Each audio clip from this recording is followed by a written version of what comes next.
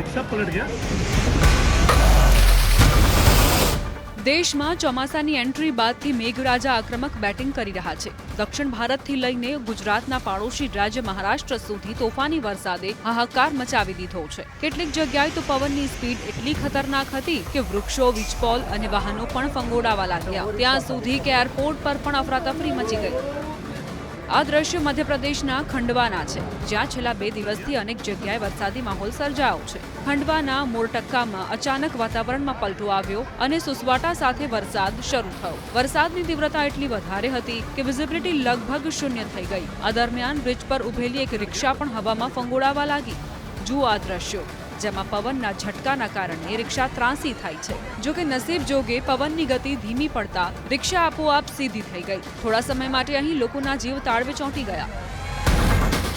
આ દ્રશ્યો દિલ્હી એરપોર્ટના છે, જ્યાં મિની વાવાઝોડા જેવી સ્થિતિ વચ્ચે એરપોર્ટ પર કાર્યરત ગ્રાઉન્ડ સપોર્ટ સાધનો આપોઆપ દોડવા લાગ્યા, જેના કારણે ગ્રાઉન્ડ સ્ટાફ ધંધે લાગ્યો. ગ્રાઉન્ડ સપોર્ટ સાધનો અથડાવવાના કારણે એર ઇન્ડિયાના 3 વિમાનોમાં નુકસાન થયું. અચાનક આવેલા પવન અને વરસાદથી સર્જાયેલી આ સ્થિતિને લઈને એરપોર્ટ ઓથોરિટી સામે પણ સવાલ ઉઠ્યા છે, કારણ કે આ પ્રકારે ક્યારેક મોટી દુર્ઘટના પણ બની શકે છે.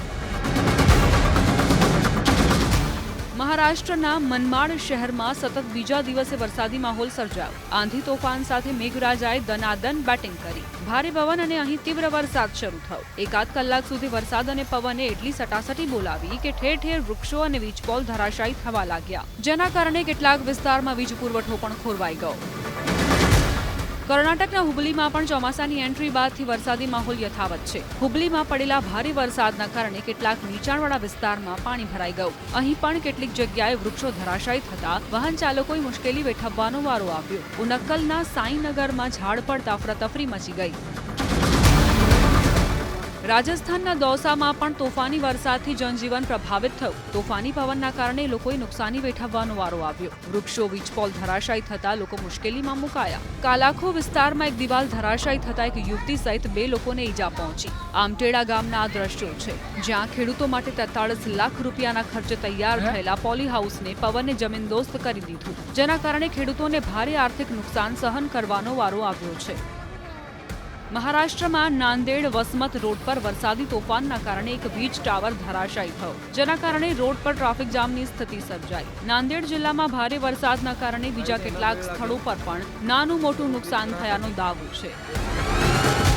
4 જૂને કેરળમાં ચોમાસાની એન્ટ્રી થઈ ચૂકી છે. છેલ્લા 4 દિવસમાં ચોમાસું તીવ્ર ગતિથી આગળ વધીને છેક મહારાષ્ટ્ર સુધી પહોંચી ગયું છે. હાલ રત્નાગિરી સહિતના આસપાસના વિસ્તારમાં ચોમાસું સક્રિય થઈ ગયું છે. ચોમાસાને આગળ વધવા માટે આગામી 2 થી 3 દિવસ સ્થિતિ અનુકૂળ છે. ગુજરાતથી હજુ પણ ચોમાસું અંદાજે 250 કિલોમીટર દૂર છે. જો આ જ પ્રકારની સ્થિતિ રહેશે તો ટૂંક સમયમાં ચોમાસું મુંબઈમાં પધરામણી કરશે. આ તરફ હવામાન વિભાગે ગુજરાતમાં પણ આગામી 7 દિવસ સુધી પ્રી મોન્સૂન એક્ટિવિટીના વરસાદનું અનુમાન જાહેર કર્યું છે.